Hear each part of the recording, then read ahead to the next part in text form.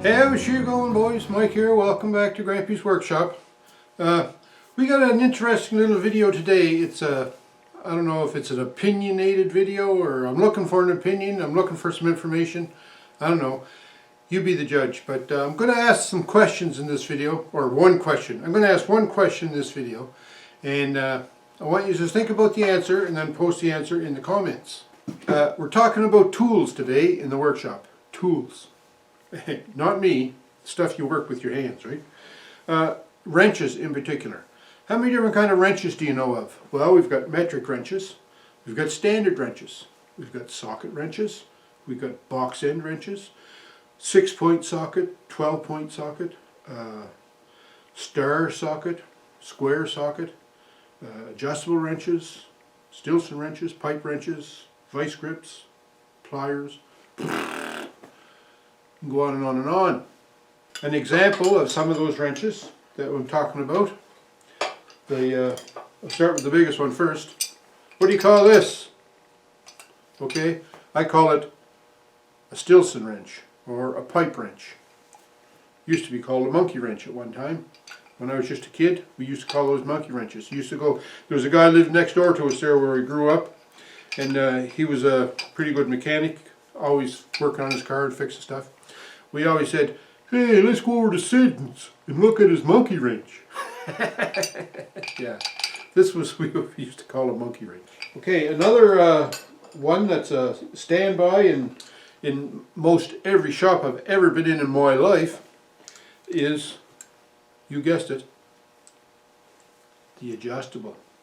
This particular model here is a metric adjustable on that side, and it's a standard adjustable on that side.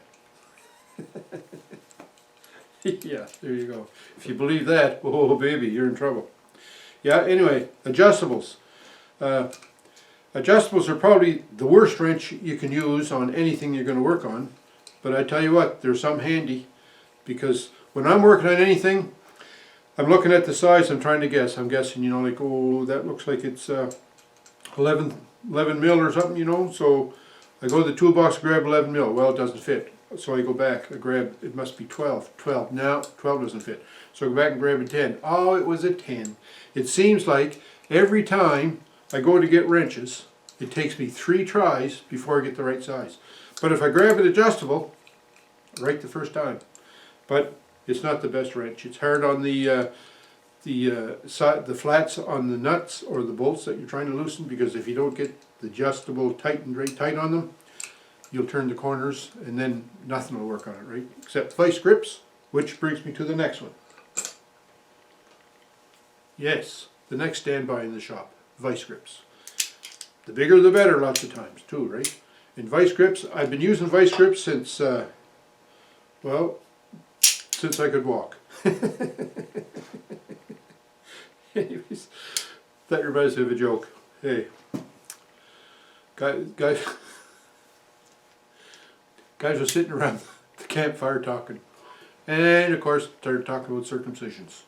And one guy said, "Oh, no, I'm glad I never got circumcised." And I said, "Well, you know, I got circumcised. I wasn't too disappointed about it, but I tell you, I never walked for 2 years." Okay, yeah, vice grips. No shop's complete without a set of vice grips.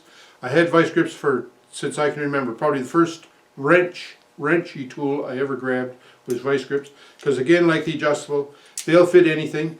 You can tighten them, like if you're having trouble, if the flats are wore off, chewed off because your adjustable messed them all up on you, then you can get the vice grips and you can clamp right on her, boys, and you can get a bite on them like nothing else, because these teeth in here are like iron.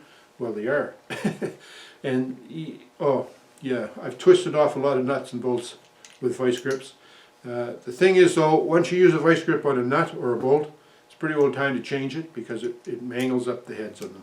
But anyway, vice grips, great tools. Now the next wrench that's probably really common in everybody's toolbox is a wrench similar to this, right? This one happens to be 3/4 inch, it's a standard size. There's open end on this end, box end on this end. Box end is really nice because that goes completely around the nut or bolt that you're trying to loosen, minimizes the risk of slip, because as that slides over the nut or the bolt, it sort of self-aligns itself and locks on there good. Whereas if you're using the open end, you can get kind of on an angle and you're only kind of pulling on half of the flats on the nut or the bolt, and it'll slip on you and twist, bust your knuckles, make you say words that your mother doesn't like you to say. Anyways, there's the open end and the box end. And then a while ago, about a year or so ago, I was lucky enough to be in Canadian Tire one day, and they had a sale on. And they had a sale on this type of wrench. Now this is similar to what I just showed you, open end and box end. But this box end is a ratchet end, right? And that's really neat. Trouble with this one, it's not offset, it's flat. Whereas this box end is offset, if you see this one.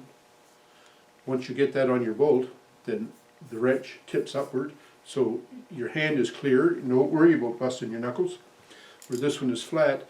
The other downside of this is, because it ratchets, like you can loosen it this way, but if you want to tighten it, you have to take it off and flip it the other way so you can tighten it, because it only ratchets one way. There's no selection on them. All right, so sometimes that's confusing. I find with these ratchet ones, the way you turn, the way the open end part of the wrench is angled, says like in this case here, it's angled down. So if you push down on that, that's the way the ratchet engages. So as you push, because that's angled down, as you push down, it engages, and as you pull up against that angle, that's when it ratchets. And that's kind of helpful if you're working on something and you don't know. Like usually you're reaching in somewheres and you're just stretched to the limit, and you get that wrench on there and you say, oh, which way is it? Oh no, I got to go this way to tighten it, whatever, right?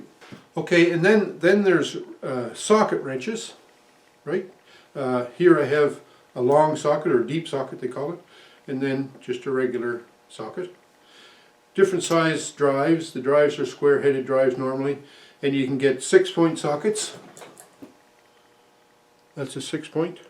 This is a 12-point.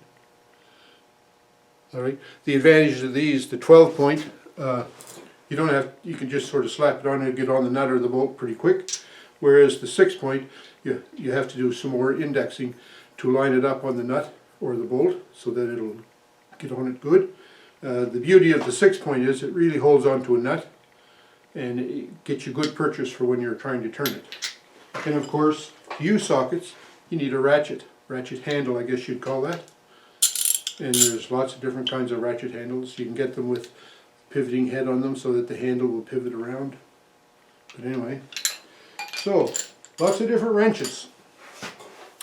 But one thing I was always puzzled with was, what's the difference between, or what is a combination wrench and what is a spanner? Okay, a combination wrench. A long time ago, when I first started working, we were issued with toolkits. We were lucky. We were issued with tools. We didn't have to supply our own tools, so that was good. And when I was looking through the list of the tools that I was issued, it said on my tool list, combination wrenches. Oh, that's decent, I thought, combination wrenches. But then I got thinking over the years, different times, we had this discussion lots of times at work. What's the difference between a combination wrench and a spanner?